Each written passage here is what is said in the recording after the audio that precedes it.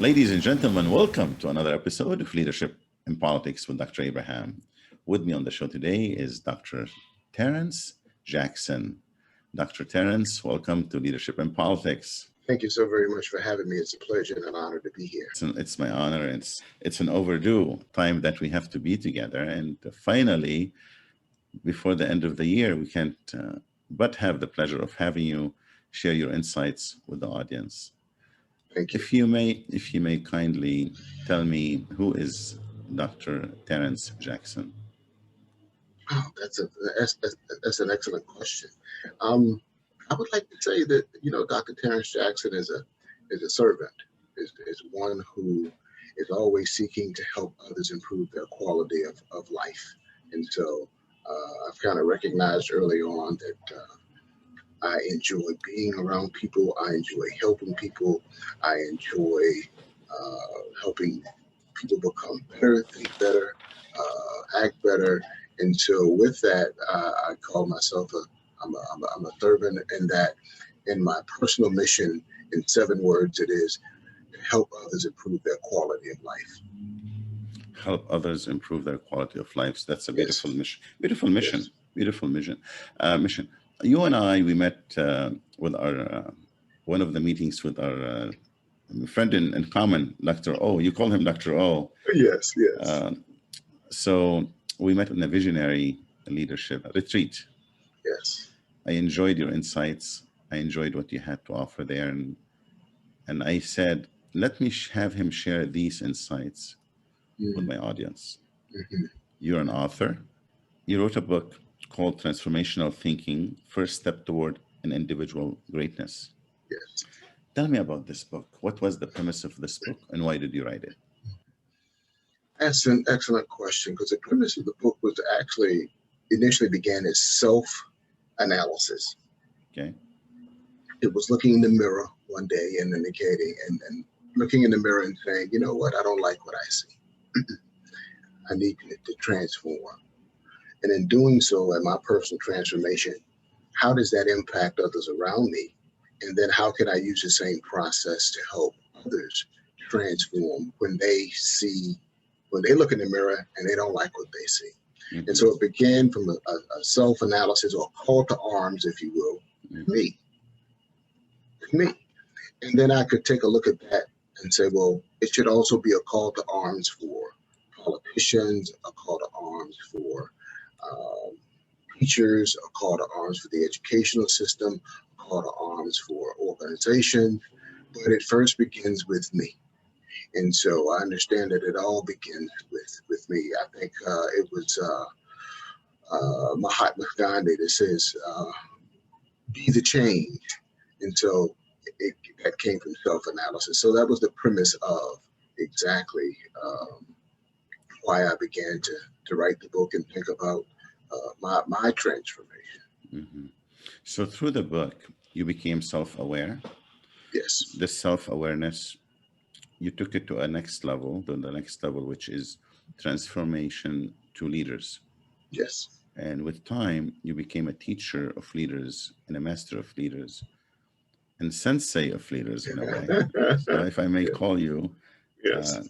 The leadership sensei or leader sensei, and it's a very, very well-deserved title, because what you added through this book and through the articles you have shared, and you have about 165 articles that deals with leadership, deals with business insights, and everything that needs to be known, you have delved into and shared your insights. So thank you for that. This is an excellent contribution. So when you meet with a leader, how do you approach them? Because not everybody would accept that they need to change. Yes, that's so very true. So you have a point here now is like, how do you approach them?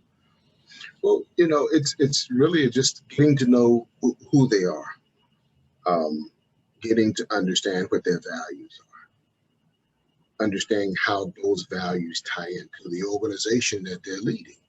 Okay. And then getting to the bedrock of what I call the bedrock of leadership, right? And the bedrock of the organization. And that bedrock to me is courage. because the underpinning of all activity is courage.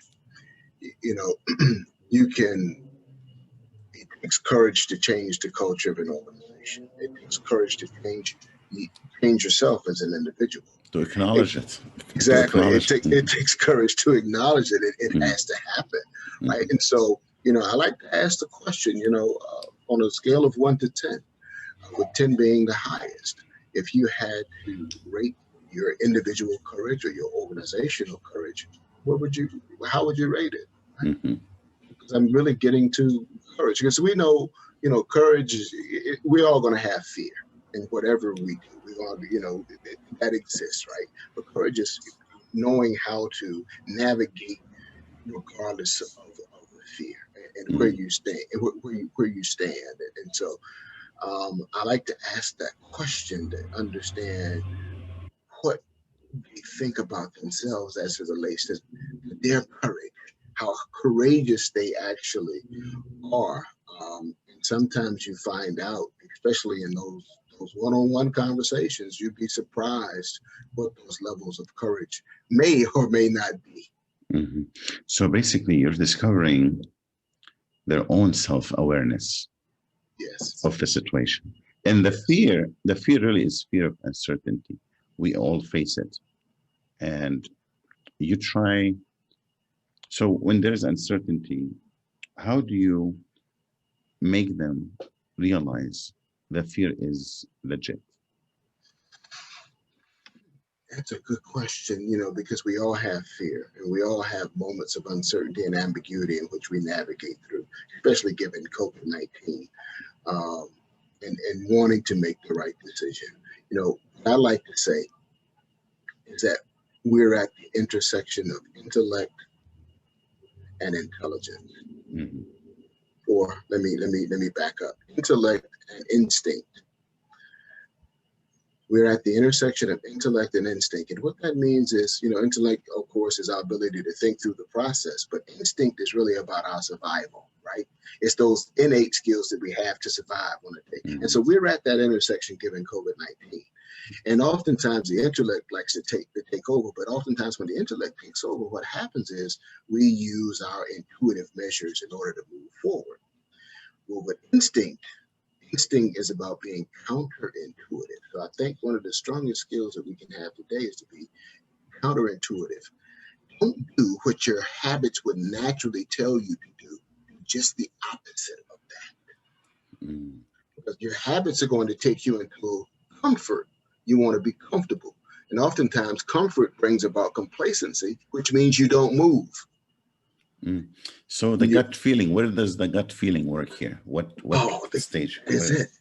That is That's it. it. That's the That's gut, it. right? That the instinct is the gut feeling versus let me analyze some data and see what the data says. No, let me do what my gut says in this moment, because this time is not a normal time. So maybe this data doesn't apply to me making that decision. Let me Mm. make my gut decision, and let me use my intuition to coincide with my instinct that enables me to make good decisions and take myself in the right direction as well as the organization. So most of the gut feelings comes really from experiences because of uncertainties. How do you manage or train someone, a leader, that has no experience within uncertain times? And I'm sure in this time, probably you have received some calls from leaders that they don't know how to maneuver in this Yes. uncertain time we live in. How did you manage to train them or tell them to do what? How can they do it?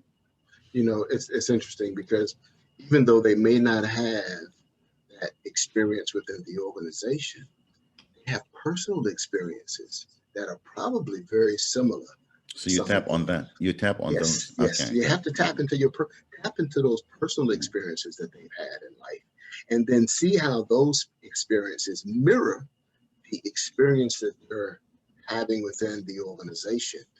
So we always have to be mindful of the impact that it may have on others. And when you tap into that personal experience, be mindful of what impact did that decision have on you, Mhm. And could that be a decision that you would make that would have a similar impact on others in the organization? So it's that personal experience, the ability to conceptualize my personal experience along with my organizational experience and see how I can make it work. So how they can, yeah, how they can align together, and Yes, they absolutely. tap on them. I like that. I like that's a good approach. So this way they would gain their experience based on their own experience. Yes. So they tap on. That's very nice. What's your advice to leaders in this uncertain time? In this uncertain time, my advice is keep moving. Mm. I use the example of the scuba diver, right? You go scuba diving, Hmm. you jump in the water and it's clear. But the further you go down, the murkier it becomes. But you know that you're headed toward a certain point on the Hmm. surface of the floor of the river or the surface of the floor of wherever you're diving. You know that clarity is going to come if you continue to follow that journey, because ultimately the murky waters clear up again and you get to the floor of where you're diving. And once you get to the floor, it's clear again. So don't let the murkiness of your decision impact you where you stop. You have to continue to move forward toward whatever your goal or your objective is or what they are. Um, Continue to press forward. So in certain time, it's not the end of the thing. It's not the end of the world. There's always tomorrow. That's right. There's always tomorrow. That's right. That's right. And we have to learn how to, as I've heard in Silicon Valley, got to fail fast, right? If you're going to fail fast, get back Yeah, up pick and up keep quick. moving, right? Yes. And I don't even like the word fail. I use it because it's in our vernacular, but it's a learning experience. That's all it is. You learn what not to do. But somebody will tell you, this is dragging on so long. This is a year now, almost a year. What do we do with this? Well, Just be patient, be wait, and you be patient. Again, courage to be patient. Perseverance. It's like reading the book by Jim Collins, and he talked about the officer who was a POW, and he just, he knew that at some point in time he was going to be released. mhm. Didn't get on any emotional highs. He didn't have the peaks and valleys with the emotions. He just knew, and he put his faith in that. And that's what we oftentimes have to do. We just have to know that better times of coming. And if we look historically, Mhm. for events, we always see that there's a beginning and an end to whatever is happening. And so you got to persevere. I'm going to say be grounded in the fundamentals, because the fundamentals don't change. There's always tomorrow. For every problem, there is a solution, Absolutely. and what will overpass. It's joyful to talk to you. Thank you. Book. Where can we find your book? Well, thank you.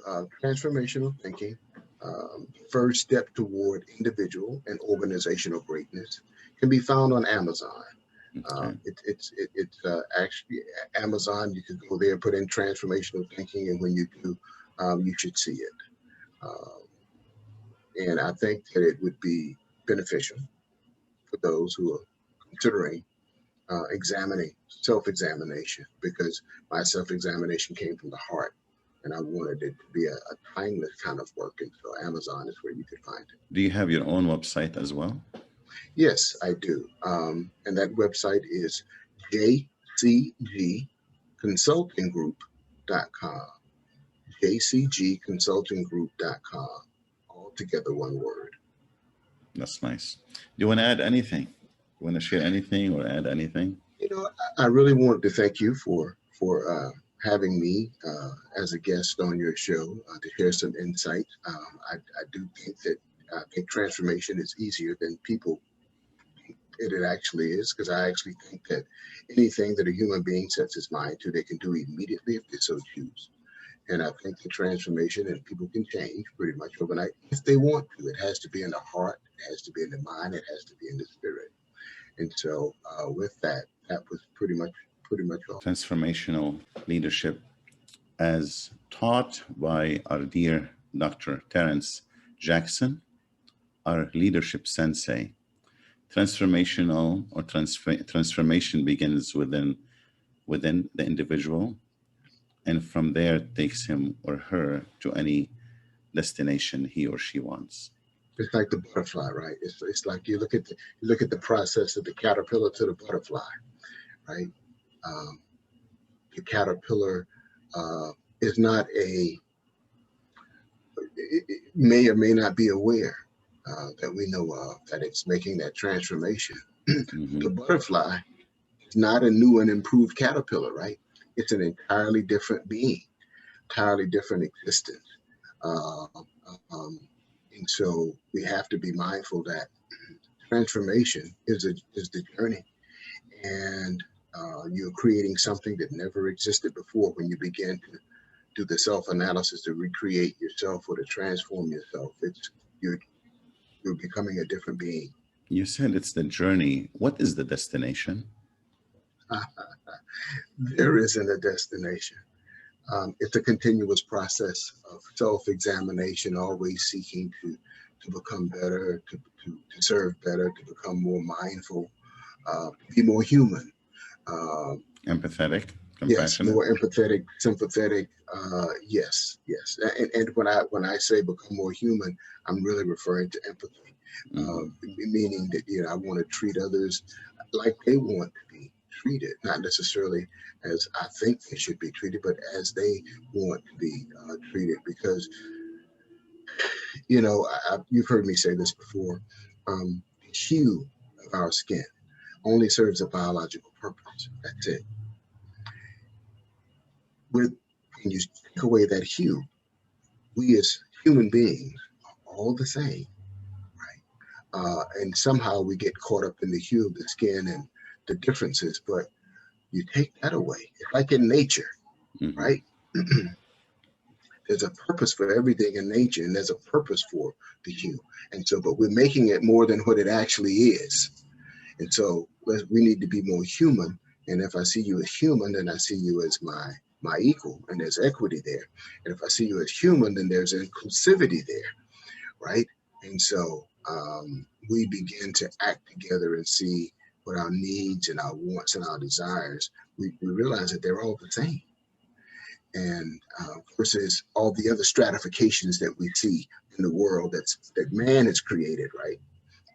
Nature did it best. The creator did it best, and that is creating human beings. That's the best creation. I have an article about the human components: body, soul, and self. Yes, Body, soul, and self. We're made of those three yes, components. And we're always transforming. We transform in the physical, like in our bodies, and also mentally we transform. yes, And I believe the mental transformation would lead to societal transformation. absolutely. You I know, agree 100% with you. I do thank you, Thank you. ladies and gentlemen. Dr. Terence Jackson, a visionary, and he is leadership sensei. Thank you so much for your time. Thank you for your time. Thank you for having me.